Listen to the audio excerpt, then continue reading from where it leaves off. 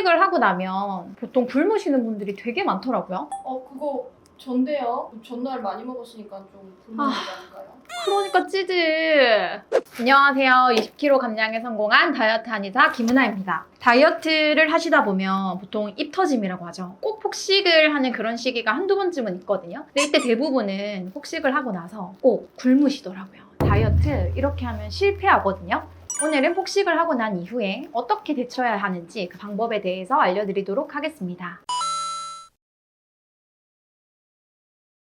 일단 첫 번째, 제일 중요한 거는 너무 자책하지 마세요. 왜 난 또 먹은 거야? 왜 난 또 실패하는 거야? 라고 생각하면서 굶으려고 하시는 경우들이 되게 많은데요. 한두 번 정도는 뭐 많이 먹을 수도 있죠. 그거는 누구나 그럴 수 있는 거기 때문에 굳이 너무 자책하셔서 나한테 마치 벌을 주는 것처럼 너무 굶으려고 노력하지 않으셔도 돼요. 보통은 많이 먹은 다음 날은 내가 어제 많이 먹었으니까 오늘은 굶어야지 라고 하면서 굶게 되는 경우들이 많은데요. 그러면 왠지 살이 안 찔 것 같은 느낌이 드는데요. 실제로는 그렇지 않습니다. 생각하시는 것과 정반대 방향으로 일어나는 경우들이 많아요. 제가 늘 말씀드리는 것처럼 굶게 되면 우리 몸에서는 금식 반응으로 인해 먹는 족족, 오히려 지방으로 비축하려고 하는 지방이 쌓이기만 하는 그런 모드로 몸이 오히려 돌아갈 수도 있다. 그래서 많이 먹은 날, 그 다음 날 굳이 자책하면서 나에게 벌을 줄 필요가 전혀 없습니다. 이거의 연장선상으로 두 번째, 폭식을 하신 다음 날은 굶는 게 아니라 오히려 더 규칙적으로 원래의 식사대로 돌아오시는 것이 굉장히 중요합니다. 폭식을 하시는 분들의 특징이 이 폭식한 것들을 만회하기 위해서 금식하거나 절식하시는 경우들이 있는데요. 이 폭식과 금식이 반복되면 몸에서는 굉장한 스트레스를 많이 받게 되거든요. 그러면 자연스럽게 소비해내는 반응들을 점차 줄이게 돼요.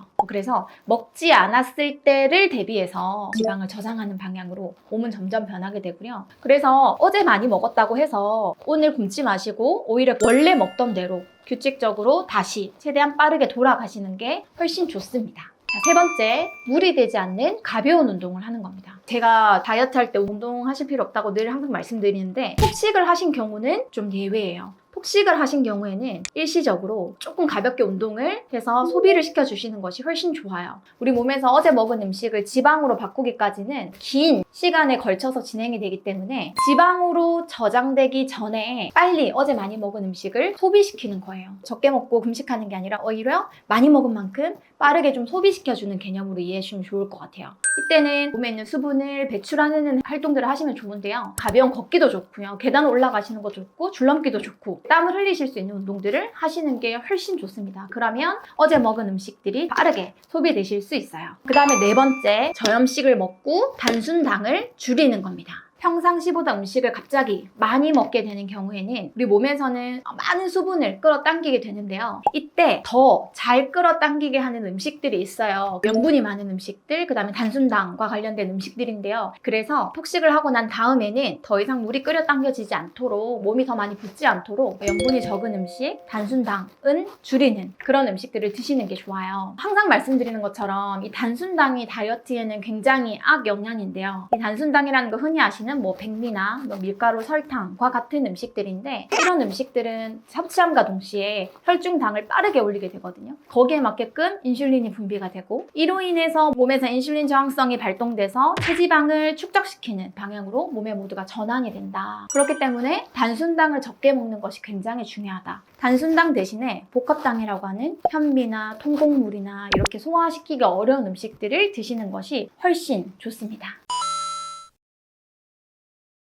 환자분들이 다이어트 보조제를 정말 많이 드시거든요. 그리고 드실 때 두세 가지씩 여러 가지를 드시는 분들이 되게 많아요. 근데 다이어트 보조제들은 의약품이 아니고 건강기능식품이에요. 그래서 병원이나 약국으로 가지 않고 드럭스토어나 인터넷이나 이렇게 좀 쉽게 구매할 수가 있는 거거든요. 사실 이 건강기능식품들이 대단히 효과가 컸다면 국가에서 건강기능식품으로 허가하지 않겠죠? 의약품으로 허가를 내리겠죠? 근데 이제 그렇지 않기 때문에 다이어트 보조제를 드시면서 대단히 효과가 클 거라고 기대하는 자체가 맞지 않을 수도 있겠다. 그래서 저는 굳이 사드시지 않아도 된다라고 보통은 많이 말씀을 드리는데 근데 환자분들 중에서 근데 저 그 보조제 먹고 붓기가 너무 효과적으로 잘 빠졌다 혹은 다이어트에 너무 도움이 됐다 라고 하시면 그런 분들은 그냥 드시라고 말씀드려요. 왜냐하면 그거 한두 가지 정도 더 먹는다고 해서 대단히 악영향이 있는 것도 아니거든요. 그래서 만약에 그걸 먹어서 너무 좋으셨으면 그거는 그냥 같이 드셔도 좋다라고 말씀을 드립니다.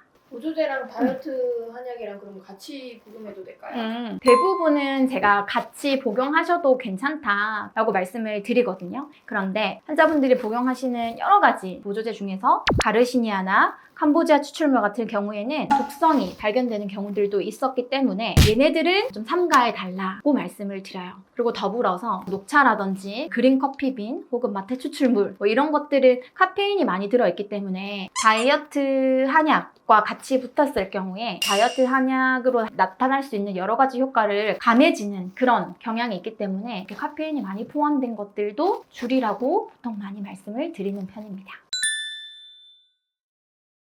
오늘은 폭식 후 대처 방법에 대해서 알려드렸습니다.